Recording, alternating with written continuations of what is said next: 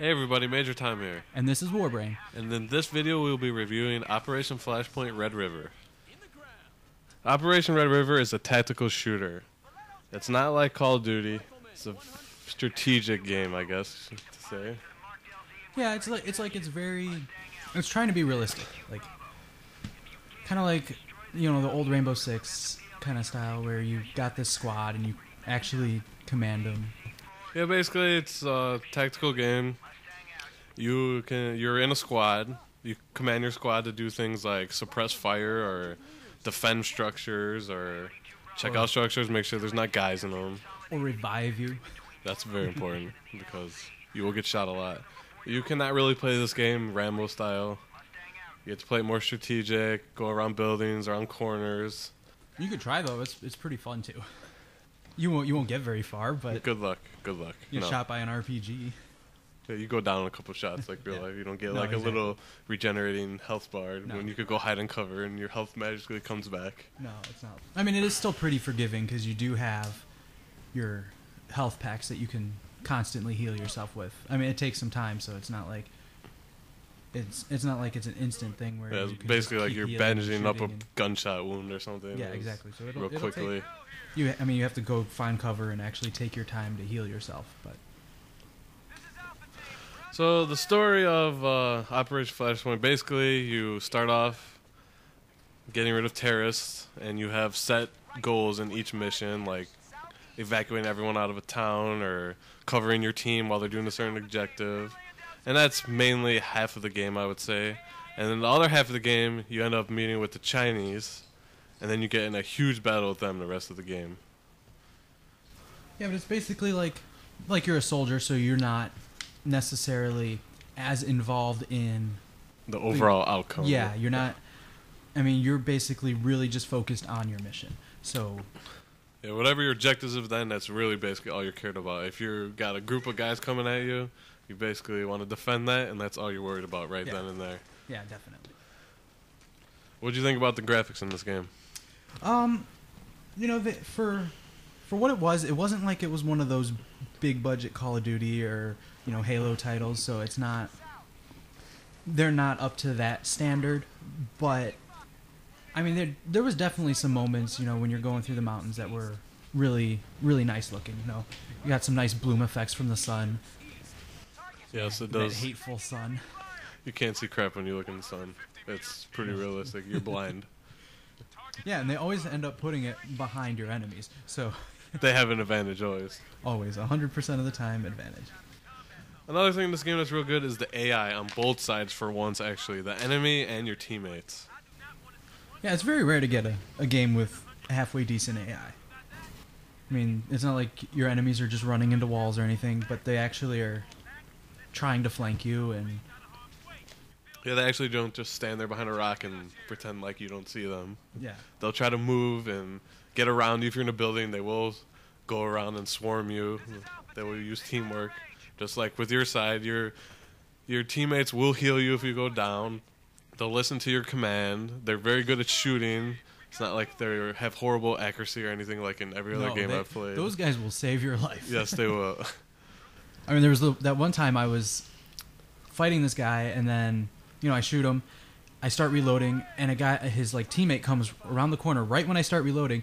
But luckily, I was crouched, and my guy was behind me, standing up, and just shot that guy. Yeah, they do things like even when they're about to run in front of you because they got to get somewhere, they'll warn you. Because if you shoot your teammates in this game, they die. It's realistic. Your gun doesn't just stop because you're hovering over your teammate. You kill them on accident if you're not paying attention. Or if you're just frightened. Yes, either one. Good thing is you could heal them, though. Yeah, not if you kill them. No. Shoot them in the head, they're gone. Till a checkpoint. Yeah. Yeah, they come back. They're resilient like that, I guess. Yeah. Well, if you're going to play this game, I played it on the normal difficulty. It's not that bad. Then we did try a couple missions on the hardest difficulty in the game, and it definitely is a whole different experience in the game. Yeah, it's pretty much like, think of Call of Duty, you know, when you're playing online and you go to the hardcore team deathmatch or whatever. And it just eliminates your crosshairs, eliminates your ammo counter, your compass, everything. You have nothing on your screen. So you don't know where enemies are. You don't know how much ammo you have unless you're. It does come up a little bit when you're reloading, but other than that, you don't know if you're about to run out of ammo or.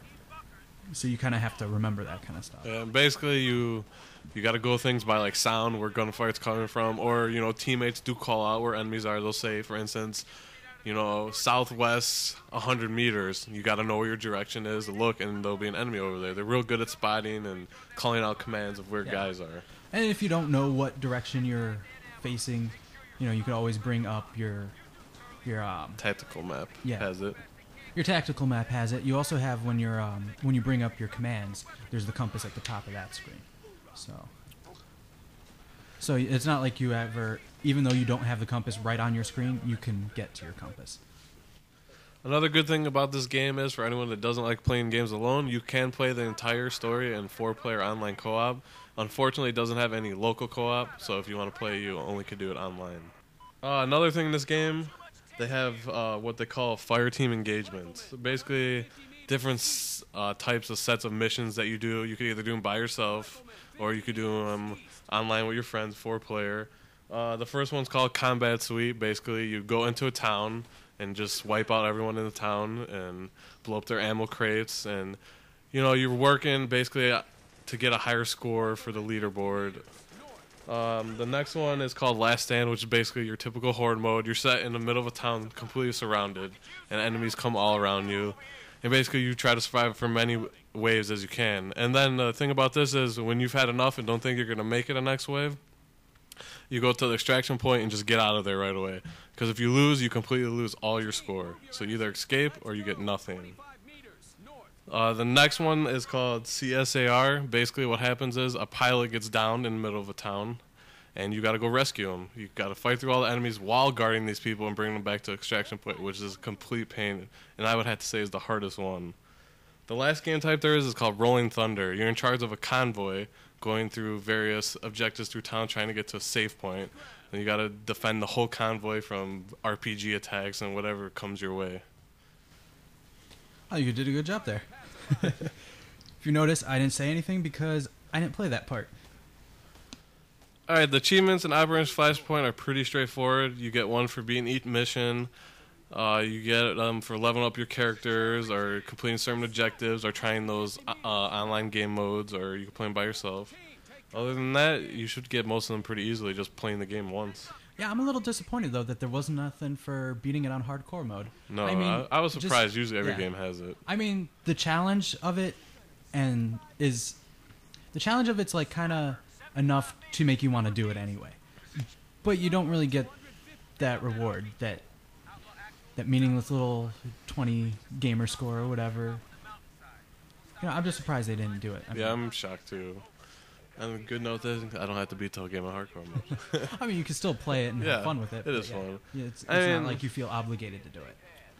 If you're worried about replay value in this game, basically the things that are replay value would be either the game modes that you want to try out with your friends, or playing a story out with your friends, and you do get a rating for each mission you complete, bronze, silver, gold, and it determines by how many enemies you actually killed through a mission, or if you were downed at all, or things like that. So you could always go back in a mission, try to improve your score, because that's how you get points to level up your characters. Also, you can level up your characters. Yes, we forgot about that. Yeah. Basically, each mission you get experience, and you can unlock new weapons or, sniper scopes or whatever. Yeah. You do get little perks too, but it's more realistic perks than you would, like, your guy can magically take more damage or things like that. Yeah, you become better with your sprint. Yeah, you become better with your sprint or your endurance or your tactical awareness on the maps, and it goes for your whole team. So you get points to like level up your whole squad. So your squad becomes better as a whole. Yeah, it's very, very teamwork focused. You're definitely not just a one-man army going through this game. So what do you think the value in this game? You think it's worth the $60 game?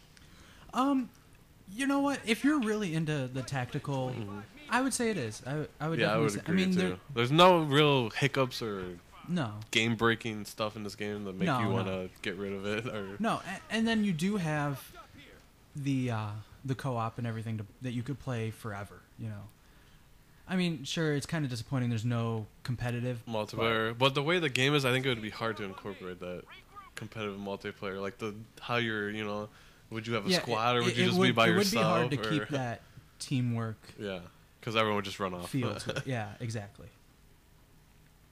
Yeah, there is some DLC for this game too. If you're worried about that, add some more maps and stuff that you could play on. So if you're interested in it. So is that just for co-op or is that for? It's basically like those game modes that we talked about. It's like you get more maps and stuff for that stuff. Okay, but it's not like extra story mode. No.